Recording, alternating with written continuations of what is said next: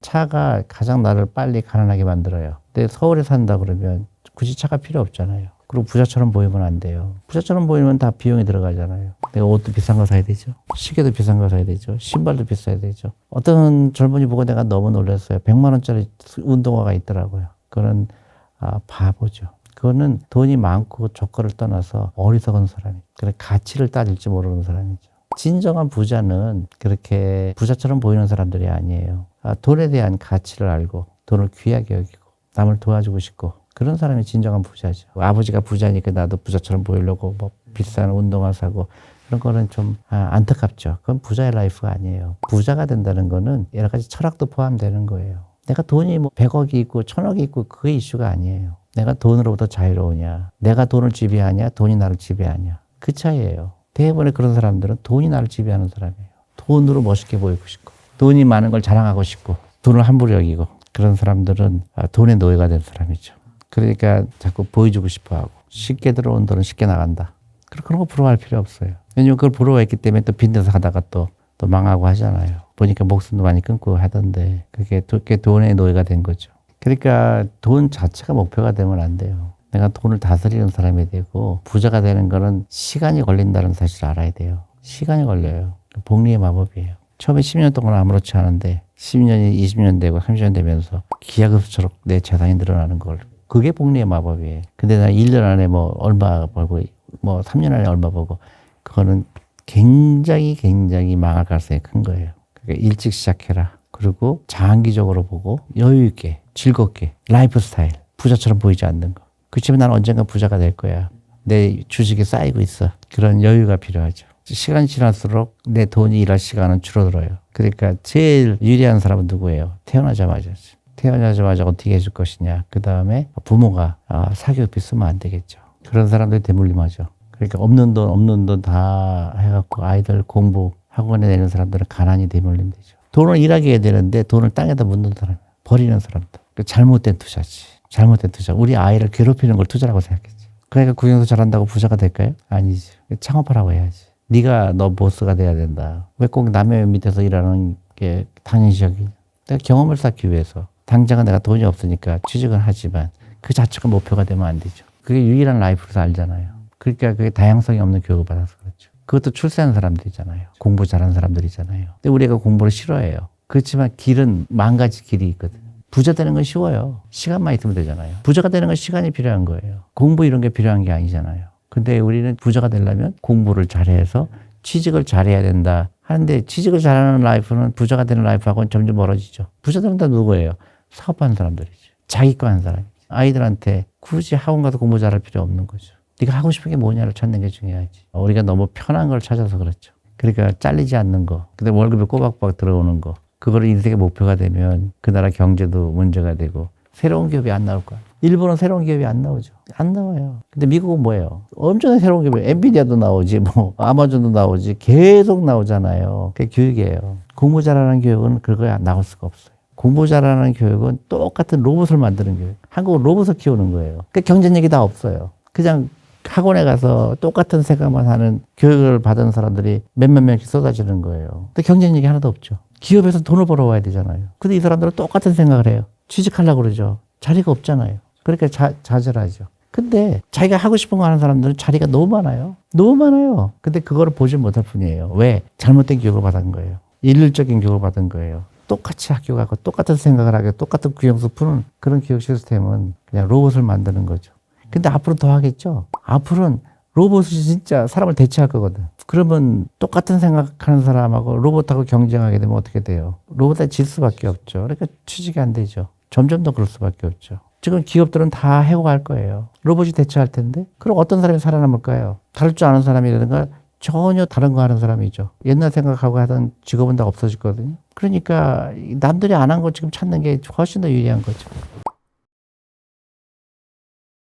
10억을 버나 1억을 버나 라이프 스타일은 별 차이가 없어야 돼요. 그래서 미국의 부자들은 잘 몰라요. 저 사람이 부자인지 가난한지. 내가 10억짜리 번다고 해서 운동화 100만 원짜리 안 사거든. 바보가 아닌 이상. 그렇죠? 한국은 그런 사람이 많죠. 샤넬백도 사고 막 그렇게 막 1000만 원짜리 사고 그거를 자랑스럽게 하잖아요. 그게 굉장히 미련한 거죠. 가난한 사람들은 부자처럼 보이려고 해요. 그래서 부자를 더 부자로 만들어요. 부자들은 그런 걸 아는 거예요. 미국에 가면 흑인들은 계속 힘들죠, 경제적으로. 힘들게 만드는 사람이 미국의 유태인들이에요. 흑인들이 엄청나게 소비하는 걸 아니까 흑인들이 연구하는 거예요. 그래서 이번에 크리스마스 때는 뭐가 유행한다. 흑인들은 전부 그걸 써요. 그거를 만드는 사람이 유태인이에요. 그러니까 유태인은 부자가 되고 흑인은 가난하게 되는 거예요. 그러니까 흑인 인구가 미국 인구의 25%거든요. 다 가난하잖아요.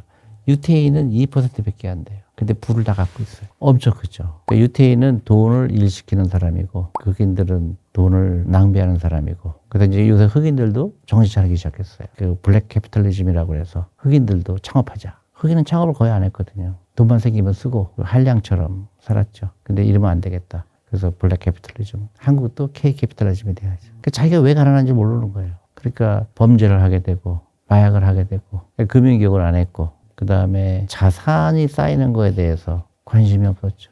되는 대로 살았고 그 다음에 지금 정신을 차리기 시작한 거죠. 우리 흑인들이 왜 이렇게 가난할까? 그러니까 한국 사람들도 처음에 미국에 이민 갔을 때 흑인 동네에서 돈을 벌었잖아요. 근데 한국 사람들은 근면하고 근데 흑인들은 엄청나게 돈을 쓰는 거예요. 그것 때문에 이제 한국 사람들이 돈을 벌었죠. 그 흑인은 가난해지고 한국 사람들은 부자가 됐고 했죠. 그러니까 흑인들은 뭐예요? 배가 아프니까 강도질 하는 거예요. 그래서 한국 사람들 많이 죽었죠. 그 강도들한테. 근면에서 돈을 버는 걸 모르고 흑인들은 그거를 강도질해서 뺏으려고만 생각한 거죠. 그래서 제가 학교를 차린 이유가 금융교육 때문에 차렸어요. 우리가 전국으로 확장하려고 그래요. 그래서 아이들 학원 가지 말라. 우리한테 오면 금융교육하고 주식 공부하고 미래를 설계 같이 하자. 그런 걸 이제 시작했죠. 한국에서 아무도 안 하잖아요. 그래서 시작했어요. 그래서 관심 많이 가져주시고 또 제일 중요한 건 액션이에요. 나중에 하겠다 이렇게 하면 안 돼요. 당장. 그 다음에 희망이 보이잖아요. 이거 희망이에요. 우리나라가 희망이 있어야 되는데 대부분 사람들은 걱정이 많죠. 나는 미래가 어떻게 될까 취직 걱정하고 그렇게 하면 안 돼요. 그리고 한국엔 기회가 많은 나라예요. 그러니까 한쪽만 있다고 보면 안 돼요. 그리고 남이 나를 멋있게 보이는 걸 하도 중요하잖아요. 넥타이 메고 대기업 들어가는 게 목표가 아니에요. 얼마든지 기회가 있다는 거. 또 노준비 일찍 가서 유리하다. 마라톤 지금 출발해라. 안 가르쳐주잖아요. 그죠? 매스컴도 안 가르쳐주죠.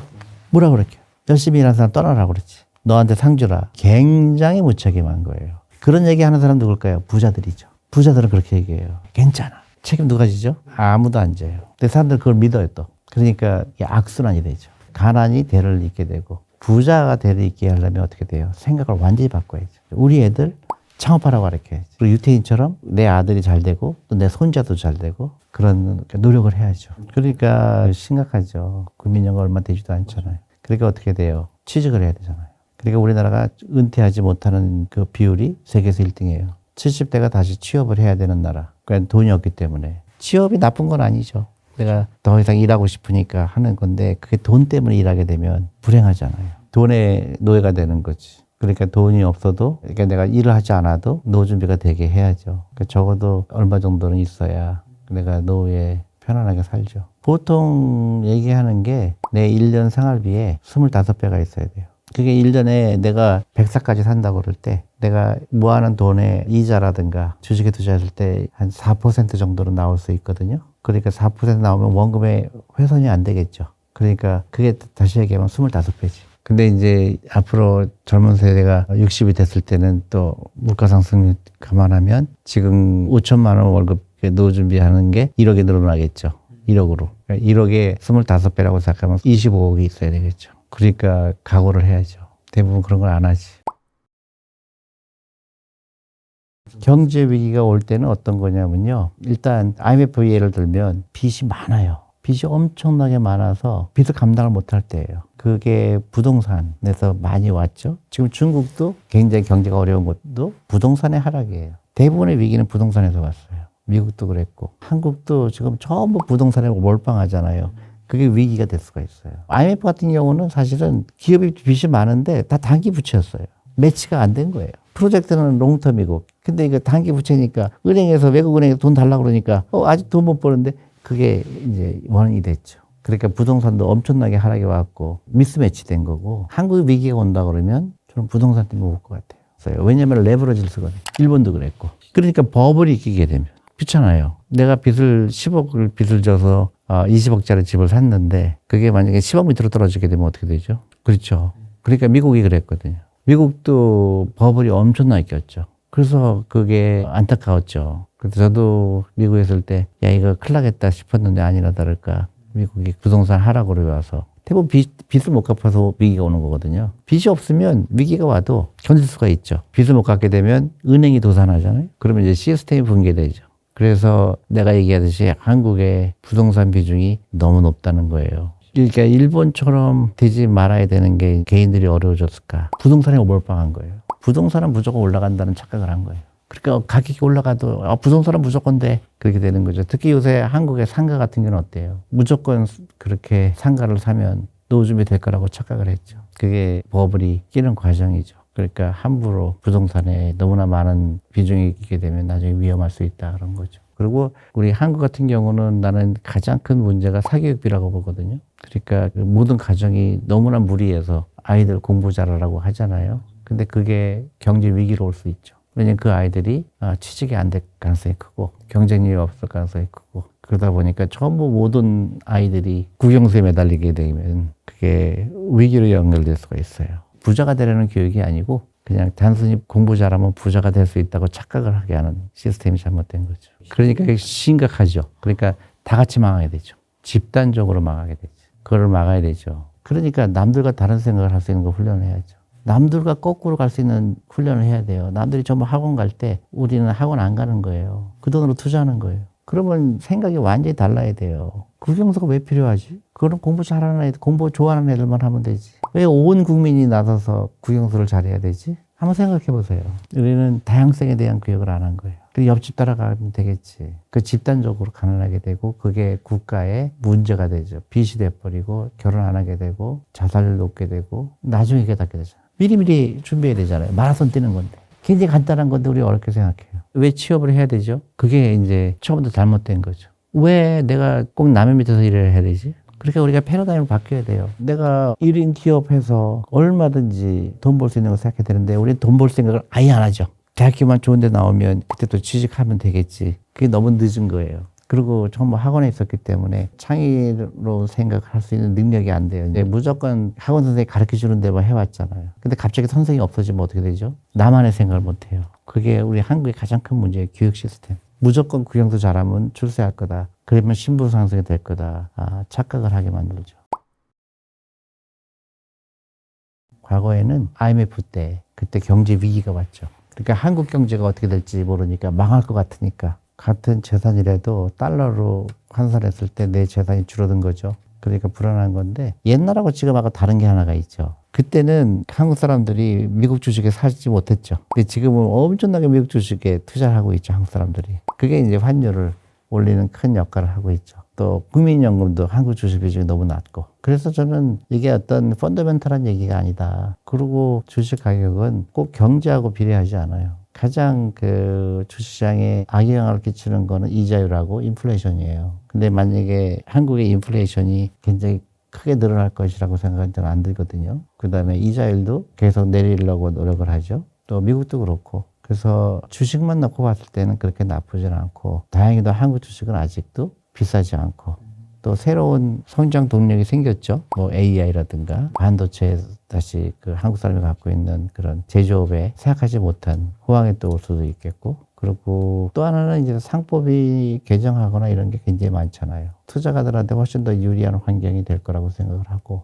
또 중요한 거는 한국의 퇴직연금의 주식 투자 비중이 세계에서 꼴찌예요. 그러니까 아직도 주식시장에 들어올 돈이 많아요. 그러니까 우리가 환율 하나만 가지고 대한민국 큰일 났다 이렇게 할 건 아니에요. 옛날에 일본을 예를 들면 그 플라자 합의 있었잖아요. 옛날에. 그때 환율이 너무 일본 환율이 높았기 때문에 미국 기업이 다 쓰러졌거든요. 그래서 강제로 환율을 낮추게 한 거거든요. 그러니까 가장 중요한 거는 환율이 막 들락날락 하는 거예요. 막 올랐다가 또 확 내려갔다가 막 이게 훨씬 더 무서운 거죠. 안정되게 조금씩 내려가거나 하게 되면 신뢰감을 주죠. 근데 너무 환율 때문에 막 우리 한국의 가치가 떨어졌다. 화들짝 놀랄 일은 아니라고 생각이 들어요. 그리고 환율이 높다는 얘기는 그만큼 미국 투자의 매력이 떨어졌는데 그렇잖아요. 내가 같은 한국 돈으로 미국 주식을 살 때 옛날에 2주 살 수 있었는데 지금은 1주 반밖에 못 사거든요. 근데 사람들은 아직도 그거를 환율이 이제 1600 될 거야, 1700 될 거야 이렇게 생각을 해요. 그게 저는 좀 이해가 안 가요. 그리고 이제 내가 투자하는 입장에서 봤을 때 환율 때문에 경제 위기가 올 거다 이렇지는 않을 거예요. 그리고 위기가 올지 안 올지도 모르고 언제 올지도 몰라요. 그거를 내가 맞추는 건 불가능하고 나부터 바꿔야 되잖아요. 그러니까 예를 들어 내가 투자를 안 하고 있다. 그러면 오늘부터 해야 되겠다. 계좌 열어야 되겠다.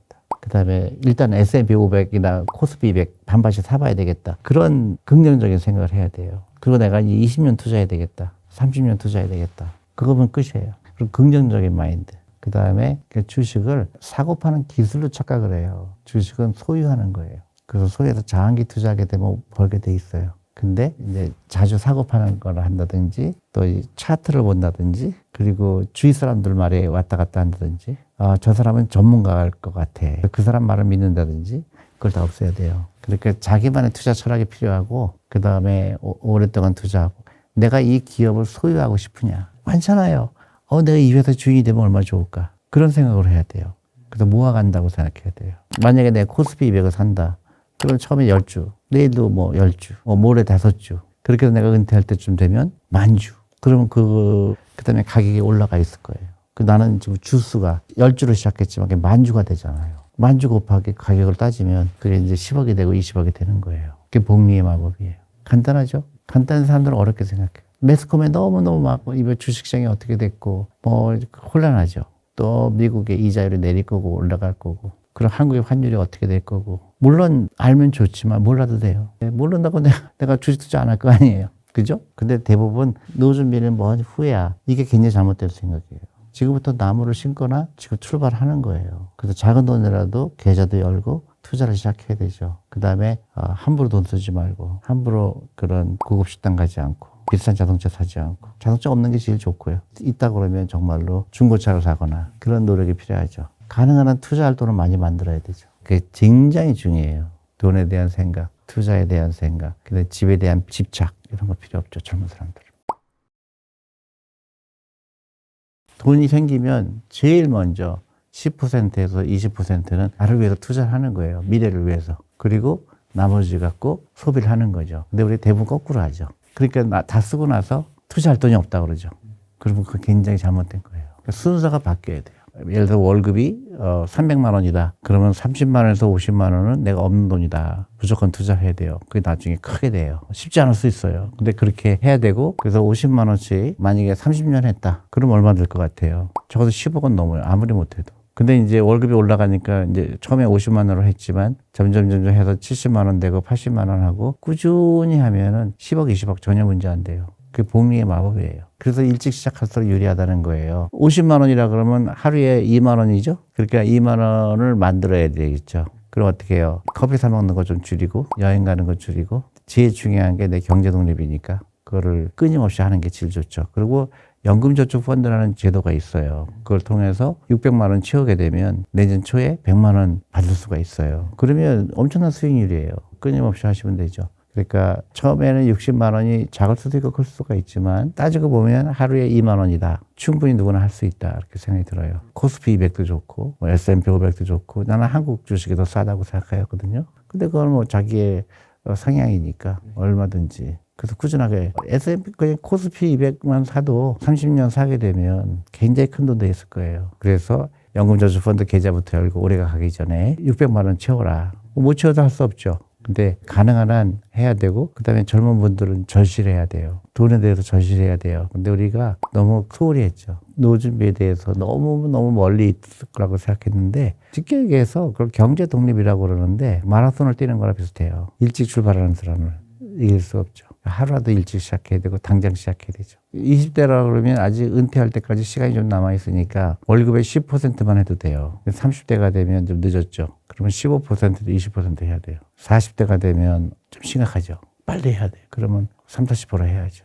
그리고 이제 젊은 사람들이라 그러면 집에 대한 집착을 꼭 버릴 필요가 있어요. 집을 반드시 있어야 된다는 것부터 잘못된 거예요. 왜냐하면 내가 부동산 비중이 내 자산에서 한 35%를 넘으면 안 돼요. 근데 지금 한국의 문제는 80%예요. 무조건 집을 사야 된다는 그런 강박관념이 있죠.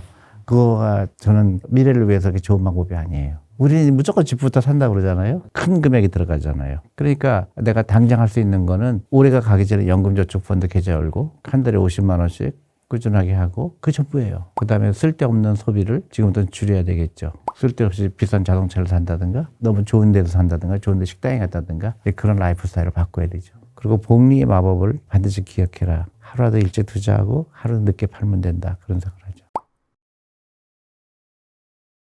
나 공부 한 데부터 할 거야. 말도 안 되는 거예요. 시간에 투자하는 건데 시간이 흘러가잖아요. 내 돈이 빨리 일해야 되는데 내가 공부할 때 6개월 기다리면 그때는 6개월 동안 없어진 거예요. 돈으로 못 사요. 일단 시작하는 거예요. 계좌 열고 ETF 사고 그 다음에 주식이 뭔가 궁금하고 근데 이제 조심해야죠. 차트를 얘기하는 거라든가 뭐 무슨 주식 사면 10배 오른다 이런 거 속으면 안 되죠. 그 아는 사람이 이 세상에 한 명도 없어요. 이 세상에 전문가는 없어요. 주식 투자에. 예를 들어서 어떤 사람이 창업을 해서 돈을 잘 벌어요. 전문가라는 얘기 안 하죠. 뭐라고 그래요?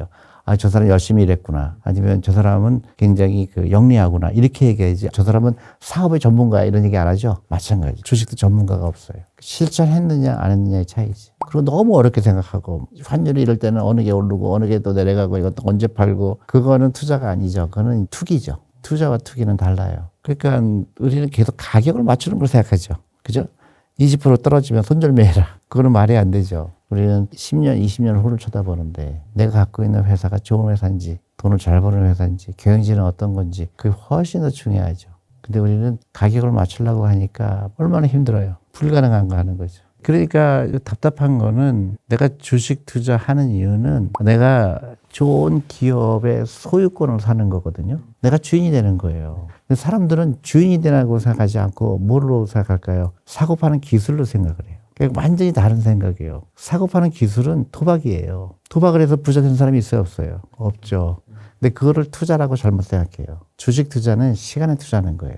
아까 마라톤 얘기했듯이 이 기업이 나중에 크게 되면 나도 거기에 열매를 같이 쉐어야 한다는 거거든요. 왜냐하면 잘 생각해 보세요. 내가 투자한 기업의 주식을 샀잖아요. 근데 그 회사는 어떻게 할까요? 매출이 계속 늘어나게 할까요? 줄어들게 할까요? 이게 늘어나죠. 그러면 내 지분 가치도 늘어나죠. 단기적으로는 몰라요. 단기적으로는 6개월 동안 올라갈 수도 내려갈 수 있어요. 근데 3년, 4년, 5년, 10년으로 보면 당연히 엄청나게 커지죠. 그게 자본주의죠. 만약에 그렇지 않다 그러면 자본주의가 무너지겠죠. 인플레이션도 있는데. 그다음에 기업들이 돈을 벌려고 하고 여러 가지 노력을 해서 회사의 가치를 올리려고 하잖아요. 거기에 내가 편승하는 거죠. 떨어지면 어떻게 될까? 그거는 지나친 걱정이죠. 변동성은 내가 컨트롤 못해요. 변동성은 내가 맞출 수가 없어요. 그러니까 어떻게 중요해요? 주식 투자하는 이유는 내가 6개월 동안 얼마 버는 게 아니에요. 노후 준비잖아요. 그리고 20년 후인데요. 30년 후인데. 그러니까 지금 내가 10,000원어치 주식을 샀으면 30년 후에 10만 원이 되면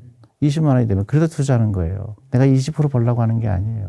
그러니까 어떻게 보냐. 나무를 심는다고 생각하면 돼요. 나무를 심게 되면 어떻게 돼요? 눈보라도 치고 비도 오고 또 가뭄도 하잖아요. 나중에 큰 숲을 이루잖아요. 그게 주식 투자예요. 그렇게 일찍 하고 제일 유리한 사람은 뭐예요? 태어나자부터 투자하는 사람이죠. 시간에 투자하는 거거든요. 사람들 그렇게 깜빡깜빡해요. 내가 맞추려고 그래요. 내가 주식을 사는 순간 내 그 회사의 주인이 되는 거예요.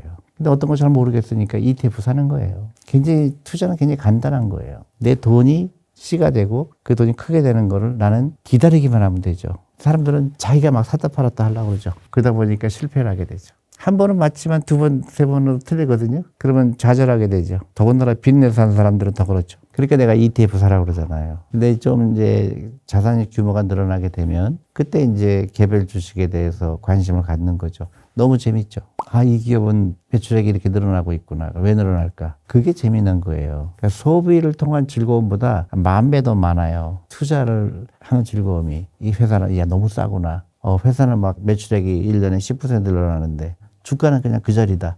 그럼 굉장히 그 기회를 포착할 수 있는 능력이 생기죠. 사람들은 대부분 그걸 안 하고 차트를 보잖아요. 예, 그거는 투자가 아니죠. 그리고 나이에 따라서 조금씩 주식 비중을 줄일 필요는 있죠. 그래서 20대다 그러면 거의 대부분의 자산이 주식에 들어가야 되고 30대면은 그래서 보통 얘기하는 게 미국에서 얘기하는 게 110에서 자기 나이를 뺀 게 주식 비중이다. 그러니까 20대 그럼 90%가 주식에 들어가야 되겠죠. 근데 이제 내가 60이다. 그러면 50%, 70이다. 그러면 40%.